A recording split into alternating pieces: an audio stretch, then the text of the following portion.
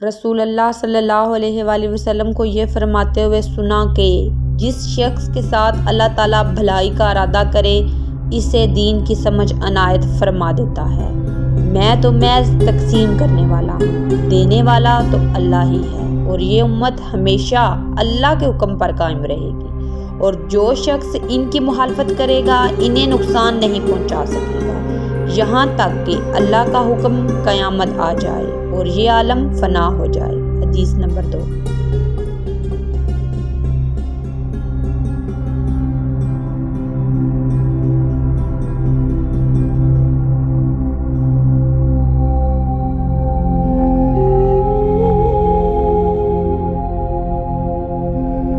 لوگوں کے خیال جنگل کی درختوں میں چلے گئے۔ عبداللہ رضی اللہ تعالیٰ عنہ نے کہا کہ میرے دل میں آیا کہ بتا دوں کہ وہ کھجور کا درخت ہے، لیکن وہاں بہت سے بزرگ موجود تھے، اسی لیے مجھ کو شرم آئی۔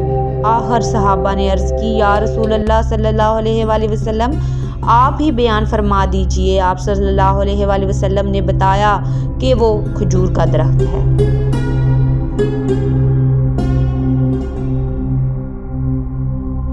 حدیث نمبر 3۔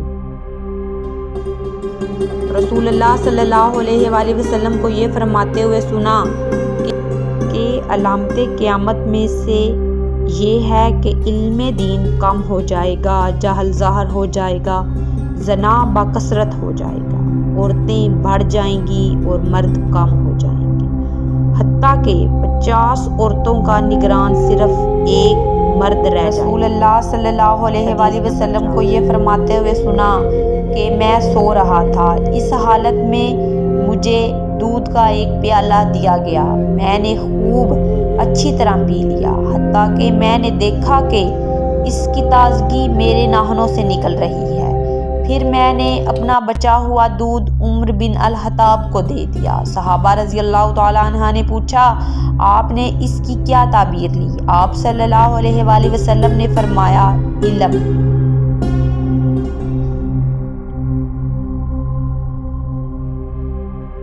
حدیث نمبر 5۔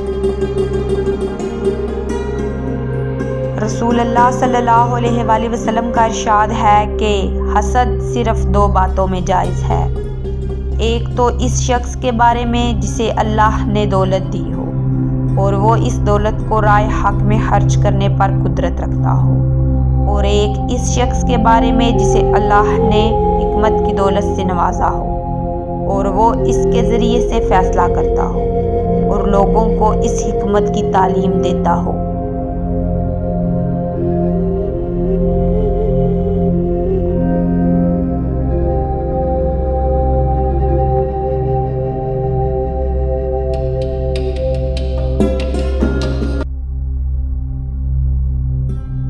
حدیث نمبر 6۔